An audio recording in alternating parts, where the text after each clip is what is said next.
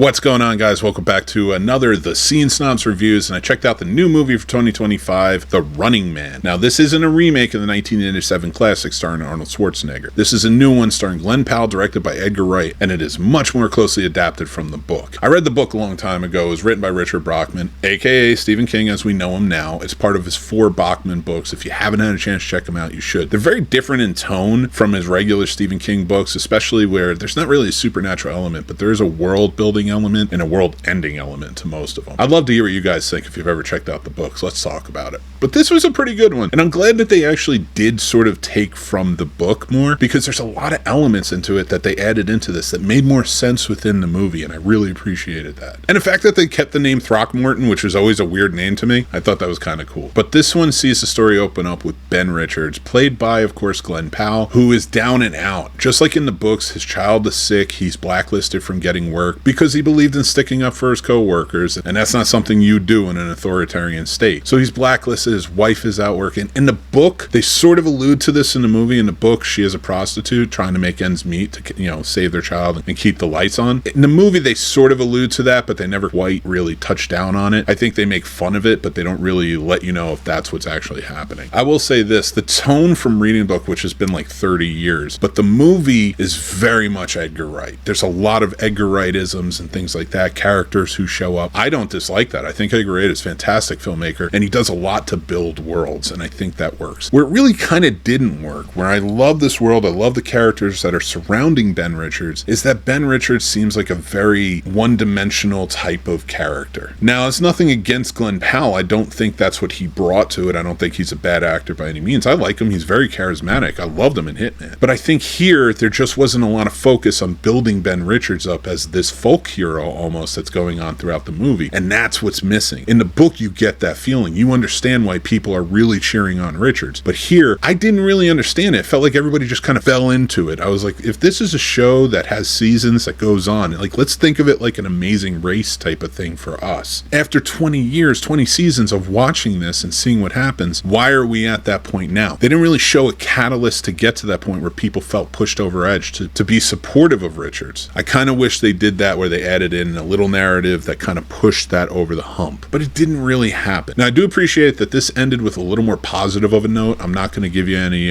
sort of spoilers or anything like that, but it has like this hopeful tone towards the end, whereas in the book, it's a Stephen King, Richard Bachman book. There's not a lot of hope, if that makes sense. It's very like dark ending, but this one kind of gives you that hope is there, and I like that. So, but overall, I thought the movie was a lot of fun. I didn't think it was anything amazing or great, but I think you have this really good action movie with a charismatic lead, and you have a lot of good characters like Josh Brolin playing Dylan, who he does flawlessly. He's fantastic. And Coleman Domingo, man, he did such a great job. They're supposed to be lively. They're supposed to be like wolves sinking their teeth into these people who are less privileged than they are in this world. And I thought they did it so good. You feel sort of entrenched in this movie. And Edgar Wright does a good job sort of putting an imprint on it, almost like Verhoeven's RoboCop or Starship Troopers, where the satirical nature of what's going on in entertainment and how it's a proponent of violence and other disgusting acts. And this is just something that I just thought he built really well. I like Edgar Wright when he does this stuff. I just wish he had focused on the character more and the building up of the folklore of Richards. That's really my only gripe in this movie. It does have uneven pacing at times, mostly because it can become a bit fantastical at certain times, but also has weirdly timed jokes. You get that more with the Michael Cera character being entered in and things like that, but that's all part of like that Edgar Wright-isms and the characters that he kind of puts in. They're kind of zany. Overall, though, I had an enjoyable experience with this movie, and I thought it was a positive outcome. I don't know why it's catching so much hate. I think people go check it out. Let us know what you think. Sound off in the comments. If you're looking for something that's action-packed and you don't mind the over-the-top violence, go check it out and see what you think. Otherwise, wait for streaming and let us know then. Sound off in the comments. I can't wait to hear it. I love to see what you guys think, and I love feedback as well. Let me know how I'm doing. And give us a like in this video. Those always really help the channel and get us into the algorithm and stuff like that and build out. We appreciate you. And if you guys like the channel, please subscribe. We'd love to have you be part of the Snob Nation, and also join up on our Patreon if you like. We have free tiers, but we also have paid tiers. Everything goes back into running the channel. Thank you guys so much. If you want more, you can follow us at The Scene Snobs all over social media and Letterboxd, where we do written reviews of all our new reviews as well. On the channel, channel. We have old reviews, new reviews, conspiracy talk, things like that, podcasts, the whole 9 yards, live streams, gaming. We'd love for you to be there. Until next time, though, everybody, remember to take care of yourselves. That's important. Be kind, rewind, and I'll talk to you soon.